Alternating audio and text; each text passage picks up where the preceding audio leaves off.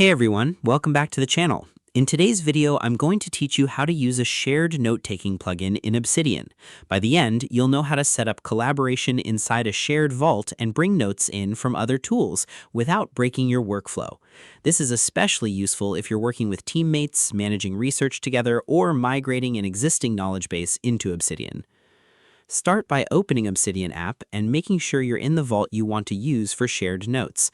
If you use multiple vaults, double-check the name at the top so you don't accidentally install plugins in the wrong place.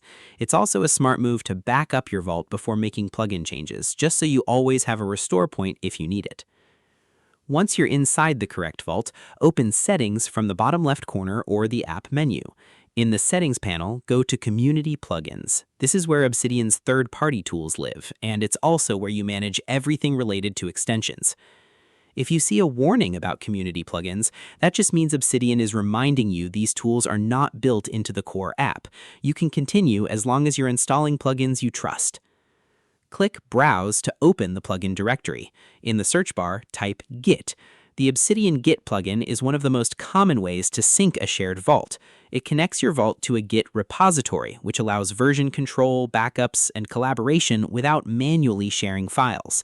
Click on the Git plugin, then install it, and once it finishes, enable it. Enabling is what actually activates the plugin inside your vault, so it can start adding commands and background syncing features. Now stay in the plugin browser and search for Importer. The Importer plugin helps you bring notes from other platforms into Obsidian. This is especially useful if your team is migrating from tools like Notion, Evernote, or exported Markdown folders. Install it the same way, then enable it once it's ready. With both plugins enabled, close the plugin browser and return to your main workspace. You should now see an Importer option in your interface. Open it to access the Import panel. This is where you choose what kind of content you want to bring in and where it should live inside your vault. Select the format that matches your existing files. Most people will either be importing Markdown files or structured exports from another note-taking app. Follow the prompts to choose your source folder and destination inside your vault. As you import, keep your folder structure clean and consistent. Shared vaults can get messy quickly if everyone dumps files into random places, so a simple structure like projects, resources, and attachments can save you a lot of confusion later. Also, take a moment to check imported attachments like images and PDFs so nothing important is missing or misplaced.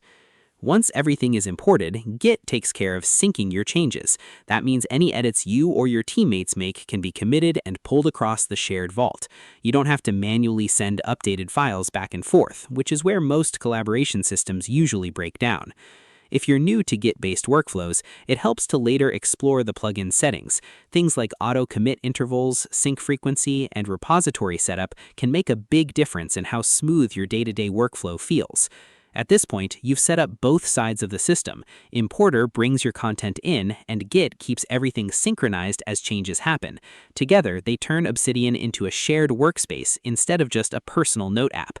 Thanks for watching. If you found this tutorial helpful, don't forget to like the video and subscribe to the channel for more quick and easy guides. See you in the next one.